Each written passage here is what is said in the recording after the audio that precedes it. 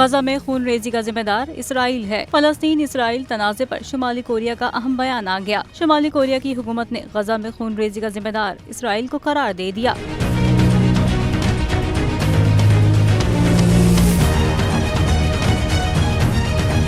روڈانگ سنمون اخبار میں لکھے گئے آرٹیکل میں شمالی کوریا کی حکمراں جماعت کے ترجمان نے غزہ میں حالیہ خراب صورتحال اور خون ریزی کا ذمہ دار اسرائیل کو قرار دیا۔ اپنی تحریر میں شمالی کوریا کی حکومت کے ترجمان کا کہنا تھا کہ غزہ اور اسرائیل کے درمیان جھڑپیں اسرائیل کی فلسطینی عوام کے خلاف مسلسل مجرمانہ کارروائیوں کا نتیجہ ہے۔ اسرائیل اور فلسطین مسئلے کا حل آزاد فلسطینی ریاست کا قیام ہے۔